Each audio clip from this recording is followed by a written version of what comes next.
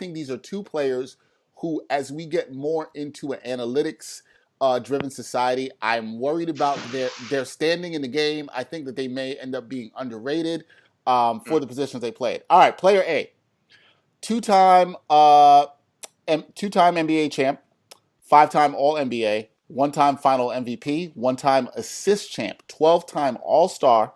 In his peak, 21 points per game, 13.2 assists, 2.3 steals, 4.5 rebounds. All right? That's player A.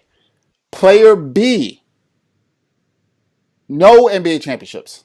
1-time league MVP, 1 finals appearance, 4-time scoring champ, 7-time All-NBA, 3-time steal champ. In his peak, 31.4 points per game, 5.5 assists, 2.8 steals, and 4.5 rebounds.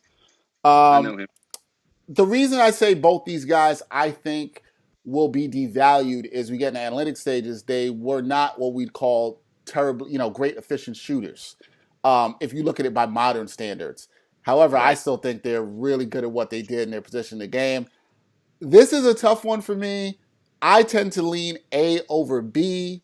I really liked B as a player. You guys know who the players are? I think, Jarod, you kind of... Wait, quick. Yes. Player A, can you read his peak numbers again? Sure. 21 points per game, 13.2 assists, 2.3 steals, 4.5 rebounds. Those are peak numbers. Jesus Christ. Yeah. A lot of assists. Yeah. A lot of assists. And it's the only time this player led the league in assists, but this is definitely his best season that I mentioned. Easily his best season.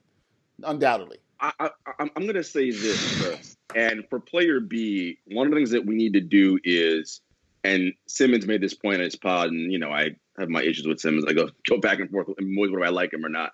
But we got to give this guy his props, because if you look at his per 36 numbers, they're actually less than his peak numbers, because he played every single minute. Oh, and I heard. The dude was a warrior, and I agree with that point. There's the whole other side of it, which we can get to, but there was nobody better, who would just strap it up and just be a straight dog for 48 minutes every night, regardless of whatever happened the night before. And that has to matter, and he has to get props for that. So I'm just gonna put that out there. I agree. Give me player A's stats again, not the peak stats, but his overall career stats. Yeah, or what it was, and all NBAs or whatever. All that stuff. Okay, so 2-time NBA champ, 5-time All NBA, 1-time Final MVP, 1-time assist champ, which is in his peak year, 12-time All Star. I don't think I know who A is. That's interesting. I mean, I know who it is, but I don't know. I don't know right now. Jarod or Jamal, do you feel like you know who A is? No. No, not really. The assist numbers are throwing me off. I'm like, yeah, because the hell is that dude? I feel like it could only be a couple of people. I think why it's throwing you off is the assist numbers declined after this peak in his career, and when he kind of had his maybe more prominent years, they declined. I'll tell you who A is. A is Isiah Thomas. Oh, okay. I should have known that. Yeah, B is Allen Iverson. B is Allen Iverson. Right. Of course. Yeah. Listen, I as much as I just gave Allen all those props, I gotta go with Zeke, man. Zeke's finals performance on that busted ankle is probably the greatest thing I've ever seen physically and I remember that game. I was a kid, but I remember that game. I was like, it's up there. It's definitely up there, man. And I hated him because Laker fan. I hated him. Right. But I was like, so Zeke for me. What you got, Jamal? Zeke or the answer? I go Zeke. I mean, the championships are big there. He was the best player on that team. He led those teams to championships. He led the Giants. You talk about Tim Duncan playing a different style because of the team he was on. You could definitely say that about Isiah. Isiah could have, if he were on a Iverson Sixers team, he would have probably done the same thing as Iverson in terms of he could have put up those scoring numbers too. If he wanted, if he was in a more up tempo offense like the Lakers, he wouldn't have had the rebounding numbers of Magic, but you would have put up. He probably scored a ton more points in that more fast breaking. And you remember those years before the Pistons were title contenders when they were playing the Knicks and Bernard King in the playoffs. Isiah was going off. You know what I'm saying? Yep, 35 points, 37 points. Yeah, 40-point games.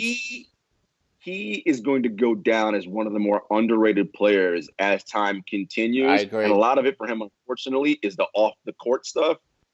That's hurting his on-court legacy, which he shouldn't have anything to do with. Nick stuff also. Yeah, all that. Yep. But also, the dude was a bona fide beast. But also as a player, he was so hard-nosed. So people didn't like him. People hated him. Yeah. You know? But he would do anything to win.